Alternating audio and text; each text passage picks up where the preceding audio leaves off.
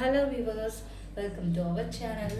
இன்னைக்கு நம்ம சேனலில் ஒரு சூப்பர்வான வெயிட் லாஸ் ரெசிபி தாங்க பார்க்க போகிறோம்.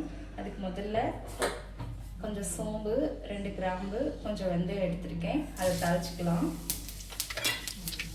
இந்தளவுக்கு பொரிஞ்சு வந்ததும் வெங்காயம், பச்சை மிளகாய், 2 பல்லு பூண்டு, கொஞ்சம் இஞ்சி தட்டி எடுத்து வச்சுருக்கேன். இதை போட்டு கலர் சேஞ்ச் ஆகிற வரைக்கும் அதை வதக்கிக்கலாங்க. இந்த அளவு வதங்கி வந்ததும் பாருங்கள், 2 மீடியம் சைஸ் தக்காளியை ரஃபாக சாப் பண்ணி வச்சுருக்கேன். இதில் ஆட் பண்ணிக்கலாங்க. இதில் போட்டுக்கிற தக்காளி வந்து குயிக்காக மேஷ் ஆகி வர்றதுக்காக நான் 1 ஸ்பூன் உப்பு போட்டுக்கிறேங்க.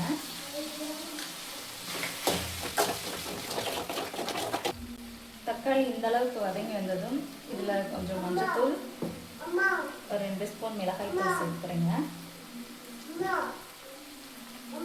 என்னப்பா, மிளகாய் தூள் ஆட் பண்ணிவிட்டு ஒரு 2 மினிட்ஸ் கழித்து நம்ம வேறு பொடி ஆட் பண்ணோம்னா மிளகாய் தூளோட பச்சை வாசனை இதில் இருக்காது, கலர்ஃபுல்லாகவும் இருக்கும் பார்க்குறதுக்கு. இதில் வீட்டில் அரைச்ச குழம்பு தூள் வந்து நான் ஒரு 2 ஸ்பூன் ஆட் பண்ணியிருக்கேன். நீங்கள் உங்கள் வீட்டில் எந்த தூள் இருக்கோ ஆட் பண்ணிக்கோங்க. பாருங்கள், ஒரு கொத்து கருவேப்பிலை போட்டு பீக்கங்காயை 3 மினிட்ஸ் வேக வச்சு எடுத்துருக்கேன். இதை வந்து நம்ம இதில் ஆட் பண்ணிக்கலாம். கருவேப்பிலையோட சத்துக்கள்லாம் இதில் வந்து நம்மளுக்கு கிடைக்கணுன்றதுக்காக நான் காய் சேர்க்கும் போதே கருவேப்பிலையை சேர்த்து வேக வச்சுருவேங்க. இந்த கிரேவி மீடியம் ஃப்ளேமில் 4 மினிட்ஸ் கொதிக்கட்டுங்க.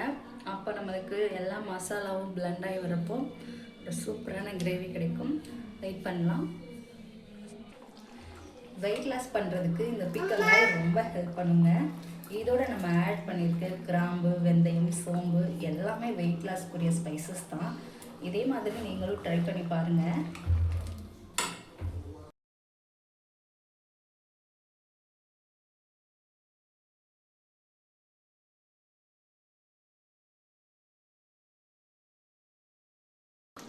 பாருங்கள் எப்படி தகன்னு கொதிக்குதுன்னு.